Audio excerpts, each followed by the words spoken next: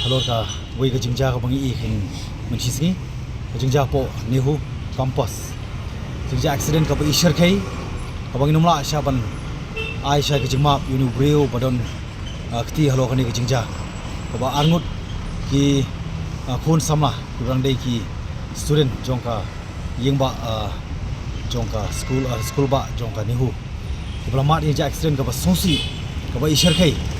debat hani ke por ngawan bani kendu adin ba halai na kaliang jong ki student na po Nehu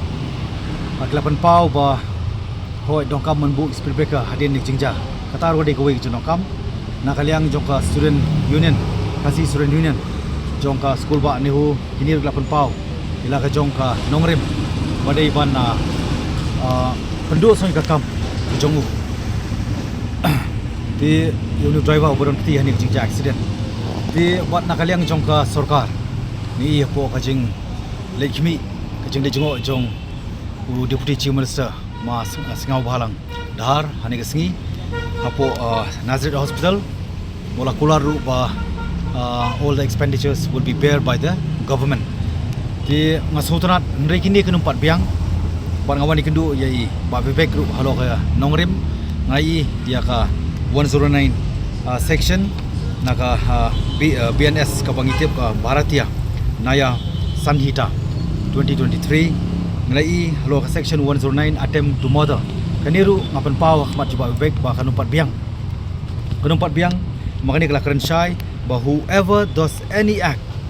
with such intention or knowledge kani ngunumla ai banong to investigation kinang haban carry forward hoi ngunumla ai banong ba kala bandai intentionally lani dak jingtip jong ni driver baja ni ke accident te hendrei but hoi hangani ke section ni ba kala kedo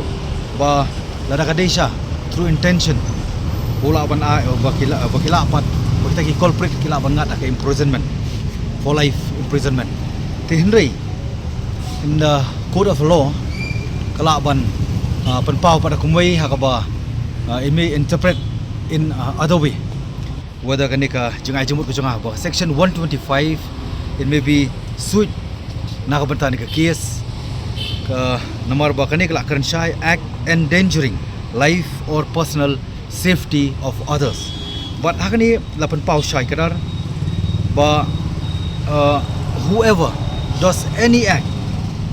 or whoever does any act so rashly or negligently as to endanger human life or the personal safety of others kila banmat ya kajing pensitom kata kajing pensitom kebalik si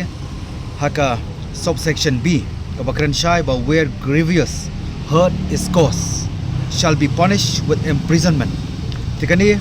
lesi kadon ke scoop na kabanta ko conviction tingim kwa bakani kan sulong sting kat kani ke Jingshah ko ba